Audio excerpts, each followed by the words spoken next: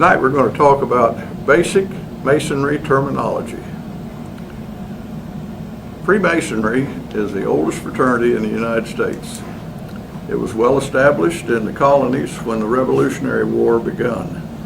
As a matter of fact, the Masonic lodges, because of their concern for the welfare of men and the freedom of thought, were for the most part instrumental in the movement for independence. There were some lodges whose members were pro-British, but most of the lodges were strongholds for governmental freedom. The origin of modern Masonry did not begin, of course, in the colonies. It can be traced to England in the 1700s. Now, we know that there were organizational structures for builders way back in the ancient world of Egypt, Greece, and Rome. And then, of course, in more recent years, and we're more knowledgeable about the labor guilds of the stonemasons who built the great cathedrals in the later medieval period. As a matter of fact, it was in those guilds of England and Scotland in the 1500s and 1600s where the real seeds of Masonry were planted. It was during these years that the guild operative Masons developed some manner of protocol for those entering the organization. These initiation rituals contained history of and proper techniques in the art of stonemasonry, also mixed in with some symbolism about and a few secret rituals, and a bond of brotherhood developed. The atmosphere of learning attracted distinguished men of the community who were not operative stonemasons. Because these non-Masons could add additional knowledge in fields other than what most of the operative Masons were acquainted with, some of them were accepted as honorary members, and these became later known as accepted Masons.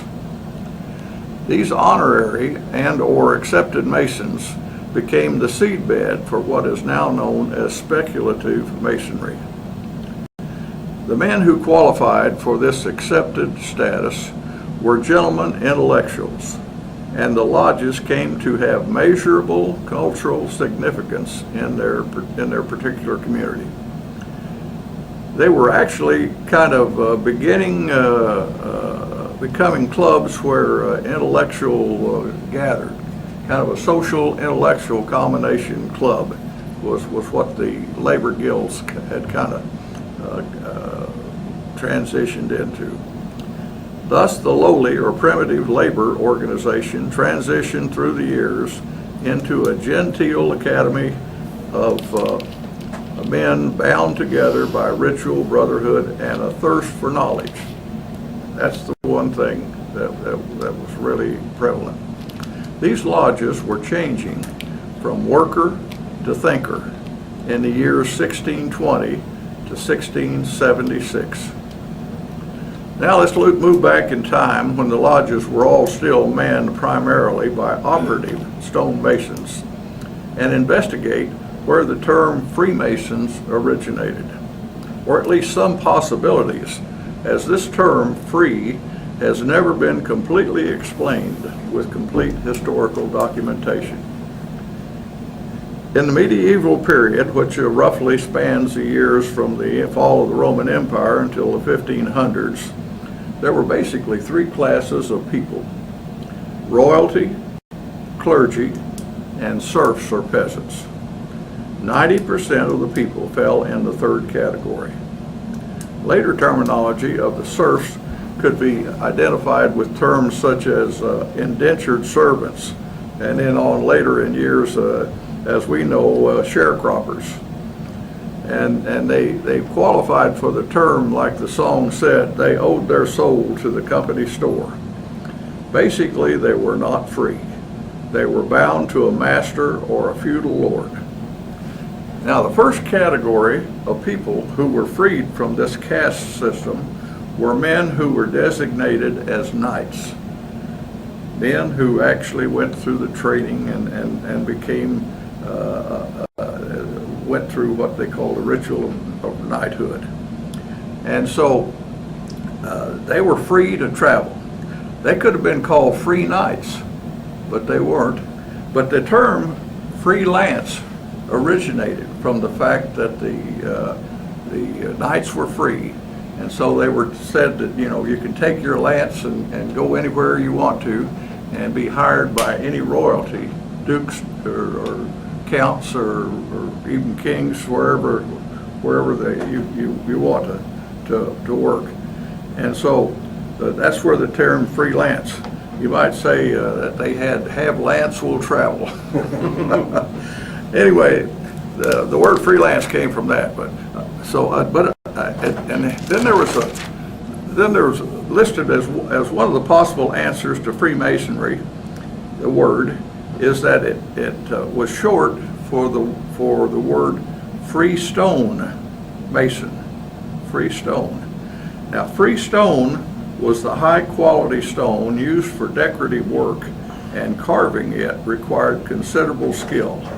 So Masons who worked with freestone were elite members of the profession and the guild, and so probably they were called Freemasons. Maybe that's where it stemmed from. But a more likely possibility of the word free stems from this story. The Great Fire of London occurred in 1616, which devastated the city. As a massive rebuilding effort was necessary to restore the hundreds of structures destroyed in the fire. To prevent another occurrence, Parliament passed a law called the Rebuilding Act, which required that all new buildings be made of brick or stone instead of wood.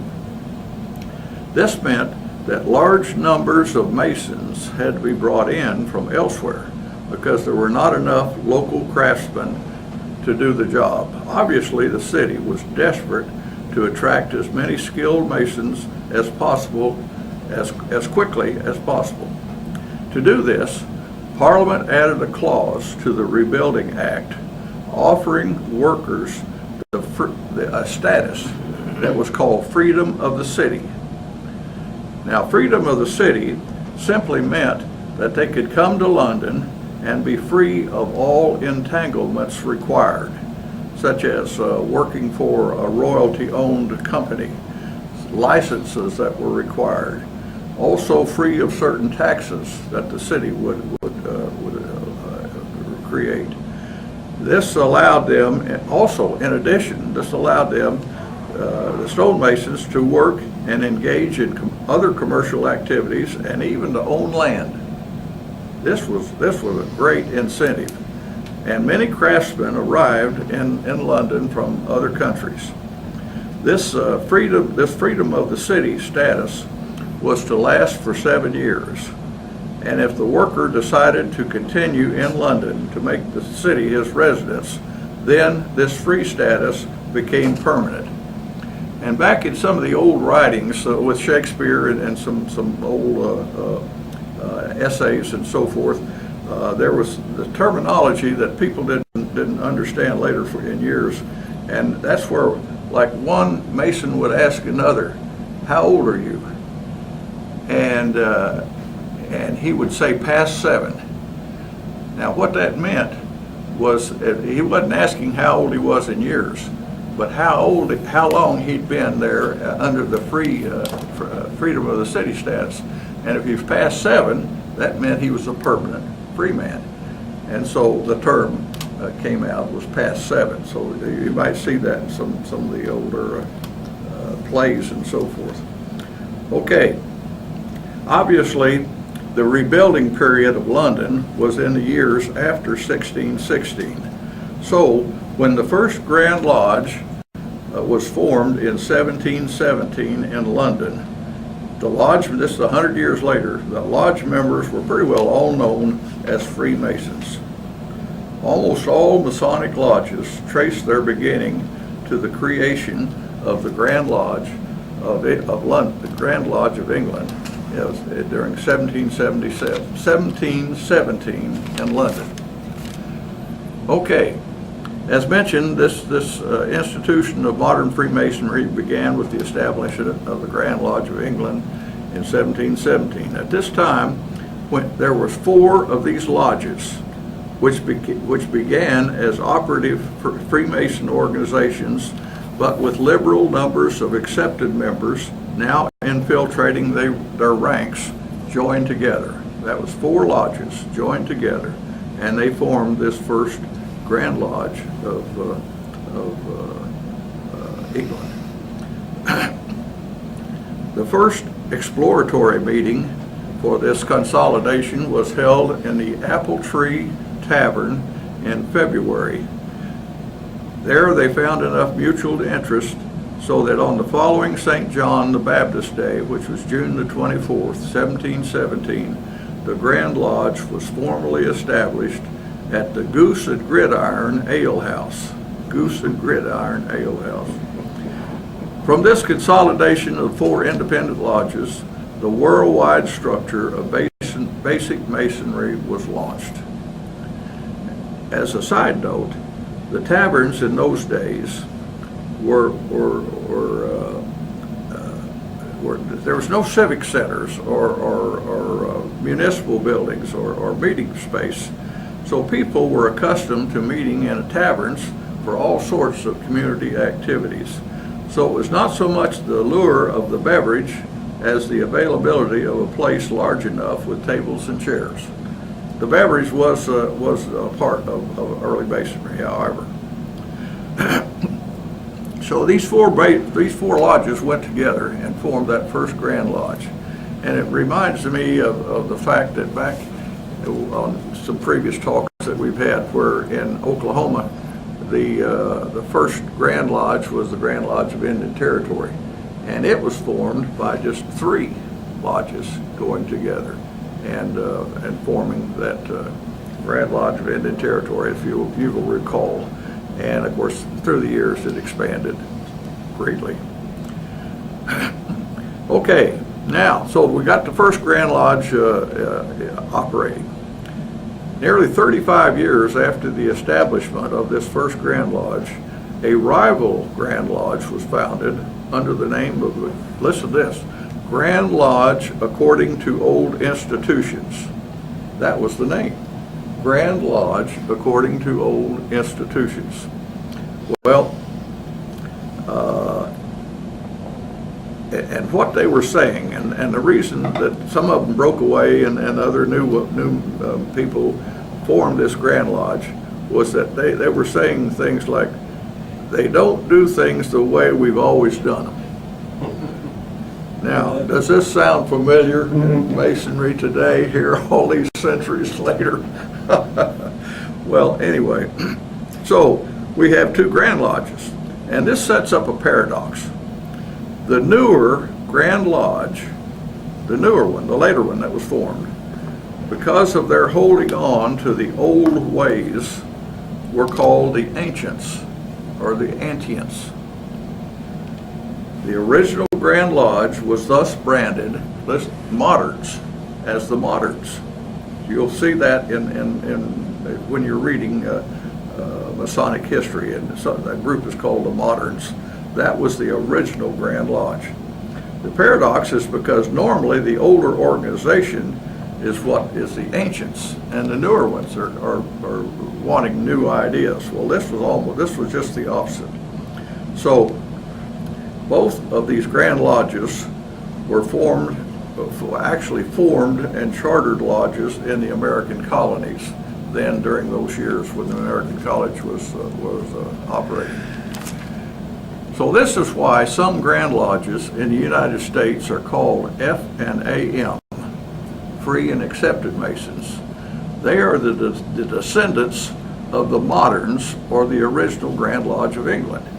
Others are called AF and AM, which of course means Ancient Free and Accepted Masons, and they were chartered by the Ancients or the Antients, or the younger of the 2 Grand Lodges.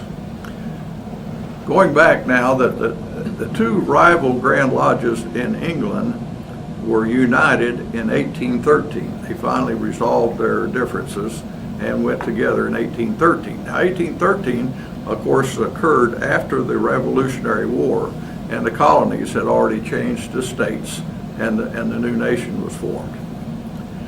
One more area of American Masonic history. good question to ask is why all American Grand Lodges are autonomous. They don't have any superstructure above them, like a national organization. Most people point to one incident which took place during the Revolutionary War. When the American Army was in winter quarters in Morristown, New Jersey in 1779, the American Union Lodge of New Jersey proposed that General Washington be named General Grand Master of all Masons in the country. Shortly thereafter, the Pennsylvania Grand Lodge followed suit and agreed to the same thing. All the other Grand Lodges were expected to fall in line when Washington gave them no encouragement. In essence, he vetoed the issue, just as he did a similar proposal at the end of the war to become a king or some type of sovereign ruler of this new nation. Thus, American Masonry developed along federal lines, with each state having its own Grand Lodge. This ends the exploration of the meaning and terms we Masons use every day. For some, perhaps, as I mentioned earlier, this is too elementary and considered common knowledge. I hope, however, that for some others, it might bring more meaning to the words ancient, accepted, free, moderns, and antients. And in the process, of course, it was necessary to delve into a little history also. Well, that's our program for tonight. Thank you.